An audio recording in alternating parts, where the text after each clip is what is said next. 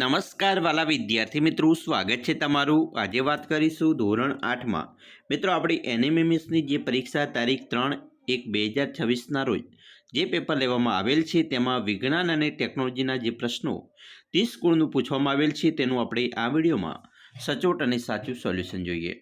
વિદ્યાર્થી મિત્રો, વિડીયોની શરૂઆત કરીએ તેના પહેલાં ખાસ ચેનલમાં નવા હોય તો ચેનલને પણ અવશ્ય સબસ્ક્રાઇબ કરી વિડીયોને લાઇક અને શેર કરવાનું ન ભૂલતા। મિત્રો, આપણે જે પેપર સોલ્યુશન કરી રહ્યા છીએ તે બીનું છે, જેની અંદર મિત્રો 191મો પ્રશ્ન છે। કાર્બન ડાયોક્સાઇડ યુક્ત રુધિરની શરીરના તમામ ભાગોમાંથી હૃદય તરફ કોણ લઈ જાય છે? તો અહીંયા આપણે જવાબ આવશે શીરા। 152 સાદું લોલક 20 દોલન પૂર્ણ કરવા માટે 52 સેકન્ડનો સમય લે છે તો તેનું આવર્તકાળ કેટલો હોય? તો આપણો જવાબ આવશે મિત્રો 2.6 સેકન્ડ। 153 નીચેના પૈકી કયું ઉપકરણ વિદ્યુત પ્રવાહની ઉષ્મીય અસરના સિદ્ધાંત પર કાર્ય કરતું નથી? તો જવાબ આવશે વિદ્યુત ઘંટડી। 154 એક મીણબત્તીને સમતલ અરીસાથી 15 સેન્ટીમીટર દૂર રાખેલી છે તો મીણબત્તી અને તેના પ્રતિબિંબ વચ્ચેનું અંતર કેટલું છે? તો અહીંયા આપણો જવાબ છે 30 સેન્ટીમીટર। 155 નીચેના પૈકી કયું એન્ટીબાયોટિક છે? તો જવાબ આવશે ટેટ્રાસાઇક્લિન।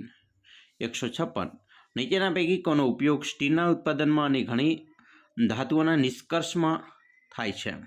તો આપણો જવાબ આવશે બી કોક।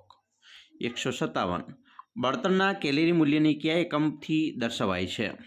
તો જવાબ આવશે કિલો જૂથ પ્રતિ કિલોગ્રામ। 149 મિત્રો, આપણે જે પ્રશ્નો જોયા છે આગળ જોઈશું। 158મો પ્રશ્ન છે, હવામાં કયા વાયુનું વધતું પ્રમાણ ગ્લોબલ વોર્મિંગનું કારણ હોવાનું માનવામાં આવે છે? તો કાર્બન ડાયોક્સાઇડ। 159 સાતપુડા કયા વન્ય પ્રાણી માટે આરક્ષિત વિસ્તાર છે? તો વાઘ। એના પછી મિત્રો આવશે 160 બેકિંગ સોડાનું રાસાયણિક સ્વરૂપ? તો મિત્રો અહીંયા આવશે ક્ષાર। 161 નીચેના પ્રાણીઓની મહત્તમ ઝડપનો ઉતરતો ક્રમ? તો મિત્રો આવશે ચિત્તો, પછી સસલું, ખિસકોલી અને ઉંદર। 162 બે સ્ટેશન વચ્ચે 120 કિલોમીટરનું અંતર છે, સ્કૂટરને આંતર કાપવા માટે લાગતો સમય 2 કલાક છે તો સ્કૂટરની ઝડપ શું છે? તો જવાબ મિત્રો આવશે 60 કિલોમીટર પ્રતિ કલાક। 163 અંતર્ગોળ લેન્સ વડે કેવું પ્રતિબિંબ મળે? તો આભાસી તત્વોને નાનું। 164 વિદ્યુત ઢોળનો ઉપયોગ શાના માટે થાય છે? તો સસ્તી ધાતુ પર મોંઘી ધાતુ ચડાવવા। 165 રાસાયણિક ખાતરનો વધુ પડતો ઉપયોગને કારણે શું પરિણામ મળે? તો જમીનની ફળદ્રુપતા ઘટે। 166 કિશોરાવસ્થામાં સમતોલ આહાર કેમ જરૂર છે? તો વૃદ્ધિ અને વિકાસ માટે। 167 ભારતનું પ્રથમ આરક્ષિત જંગલ કયું છે? તો સતપુડા રાષ્ટ્રીય ઉદ્યાન માટે। 168 રુધિર ગાંઠાવાની પ્રક્રિયામાં મુખ્યત્વે શું જવાબદાર છે? તો ત્રાકકણ। 169 નીચેના પૈકી કયું ઉદાહરણ એકલિંગી પુષ્પનું છે? તો મકાઈ। 170 નીચેનામાંથી કઈ ગ્રંથિ પાચન માર્ગ સાથે સંકળાયેલ છે? તો યકૃત। 171 પ્રોટીન એક એવા પ્રકારનો પદાર્થ છે? તો નાઇટ્રોજન યુક્ત। 172 નીચેનામાંથી કયું વિધાન રવિ પાક માટે અસત્ય છે?